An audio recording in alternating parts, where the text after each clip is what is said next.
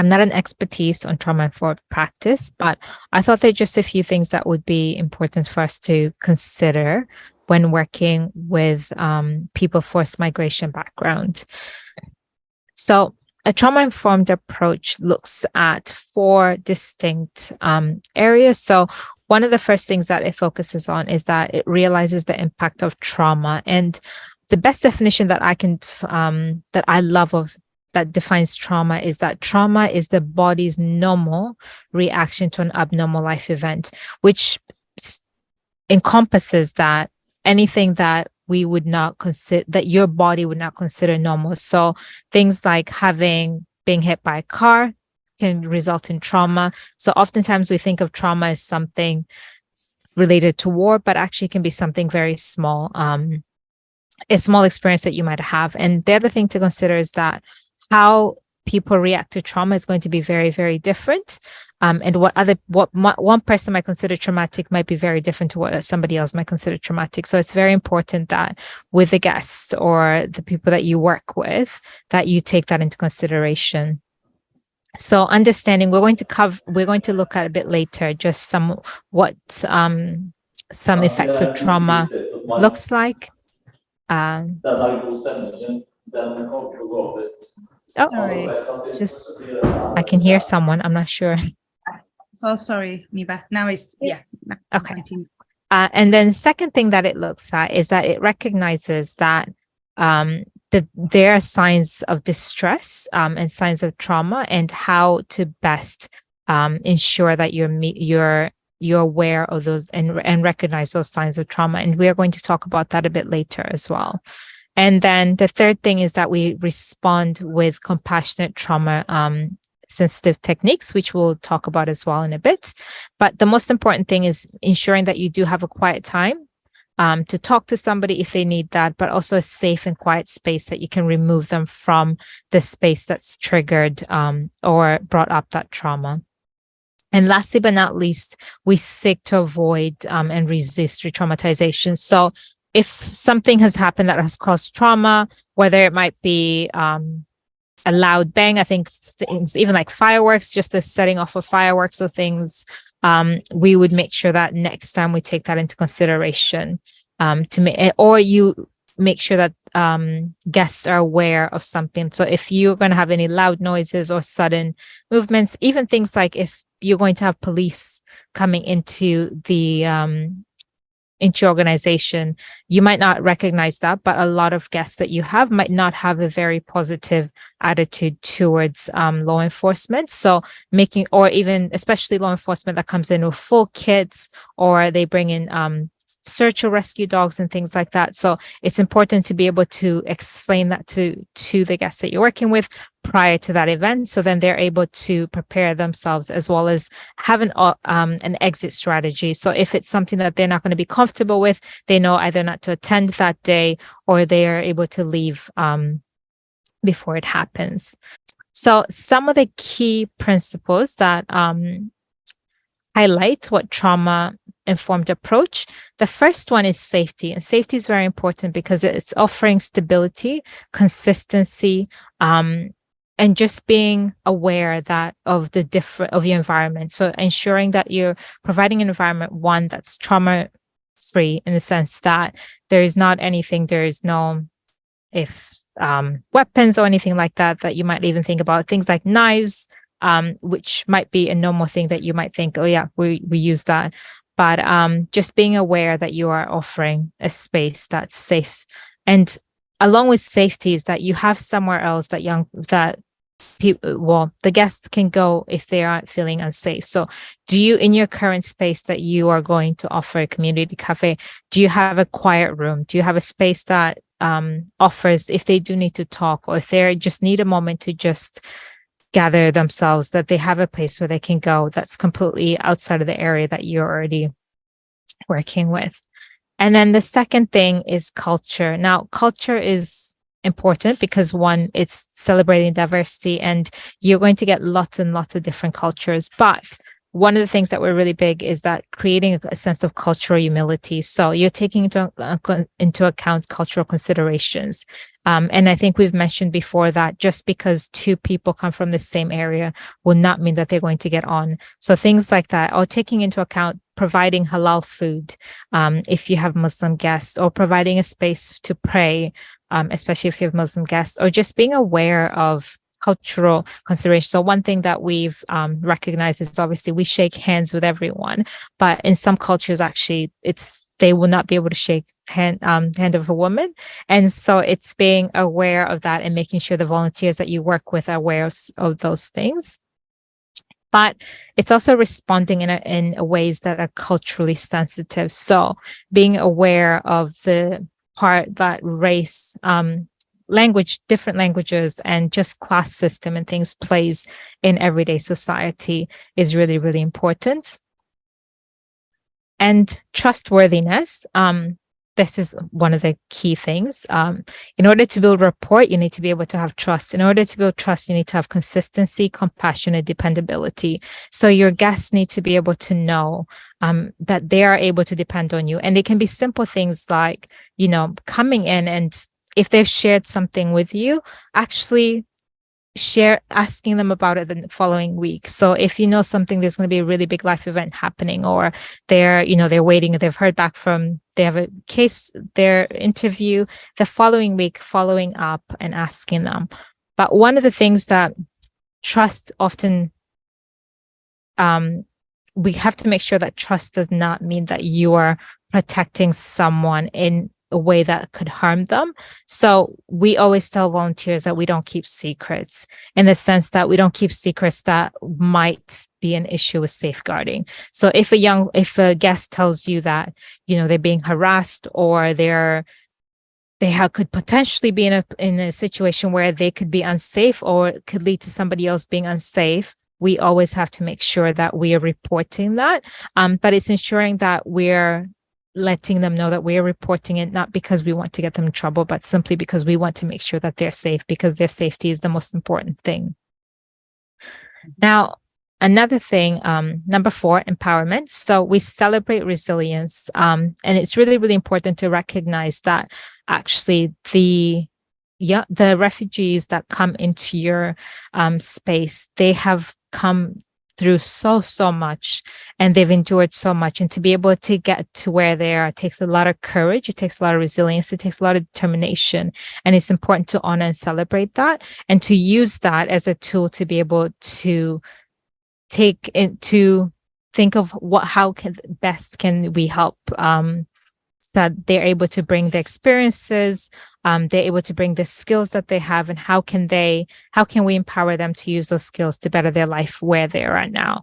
And one of the big things about empowerment is making sure that everyone is in active participation. So as Ralph has mentioned before, we're not working for, but we're working with. So looking at, okay, how can you include refugees in the work that you're doing in day to day? So currently we have some of our guests cook, which they're amazing chefs. So I think Claire has mentioned, so we have some of our Iranian guests get to cook 1 week, and then we have some of our guests from Latin America that cook another week. But it's simple things like empowering them to do, like we have sports that we run, and some of the guests know that they can just choose the days that they want to do and gather themselves. And as a result, now they run activities in the park on weekends by themselves, and simply because they're able to use, we're able to empower them to be able to give them equipment, whether it's equipment, but also being able to let them know that they're able to do that. And the next thing is choice. And we've mentioned that it's providing choice of activities for people to participate. So one of the things I think Ralph has mentioned before is choice is something that's really, really lacking in the journey that they're on right now, especially if they have not received the status. They don't have a choice of where they stay. They don't have a choice often of what they eat. They don't have a choice on when they get their status, where they get moved. So if any area that you're able to provide a choice, and a choice doesn't have to be anything big. It can be as simple as when you come in, choose the table that you want to sit at. When you can choose the activity that you want to participate in. You can choose to engage or not engage but the choice is on you. And yeah, as many choices as you can provide, the better it is for the experience that they're going to have. And lastly, but not least, collaboration. And we've talked about this quite a lot because this is the heart of what we do. It's working with approach. So including constant feedback, whether it's working with feedback from volunteers, working with feedback from participants, but taking into account that everybody's on this journey. We're on a journey together. So it's taking in the fact that participants and volunteers equally shape how the program develops and runs. So providing for as many opportunities for open feedback and ensuring that guests and volunteers are aware that they are able to provide their feedback at any time, and also able to suggest new materials and activities, and that we're always willing to try at least once, as long as it's a safe thing. And I'm just going to end on this part on one thing, and that is, I've been thinking a lot about the word empathy, because empathy for me means that it's taking the time to listen and to hear. It's taking the time to say, you see the person and that their experience, their stories, they matter, but most importantly, that they're valued. And it's being present with the people that you're serving. So when you come into that day, yes, we all have busy days, we all have busy lives, but when you're in front of that, when you're at that space in front of that table, the most important people and the only thing that matters most is the people on your table. It's the stories that they're sharing. It's the experiences that they're bringing. But most importantly, it's making sure that they feel heard, that they feel cared, they feel seen, and they feel loved and accepted every time that they're coming into this space. And I know we're short on time, so I'm just going to briefly run through the next bit, but trauma, being aware of trauma is really, really important, and how it is displayed is going to be different from different guests and different people. But one of the things to think about is, if you'll know your guests over time, and you'll be able to know based on the stories they've shared, you'll be able to hopefully know things that are able to trigger them. But things that you need to keep in mind is a lot of the guests, we know a lot of our guests have trouble sleeping, simply because they just are unable to sleep because of stress, because of nightmares. They also constantly worried, so they're constantly in this phase. What I like to describe as almost like a survivor brain, in the sense that they're always constantly thinking about what's next. They're constantly having to think about what's happening with people back home. So they're never always able to truly be at rest. And that has a massive effect on how you think, on how you process things, but it also has an effect on things like how your eating patterns, your sleeping patterns, but also how you engage in different activities. So there are going to be days that you're going to have participants come in and they're not going to want to engage because either they haven't been able to sleep, they're processing what's happening back home, or they're processing their own lives here. And that's okay. And I think it's being able to be okay with that. And they might not want to engage or talk, but the fact that they're there and they're present is just as important. On the other side as well, with the volunteers that you're going to be working with, PTSD is a real thing that our guests or your guests are going to be going through.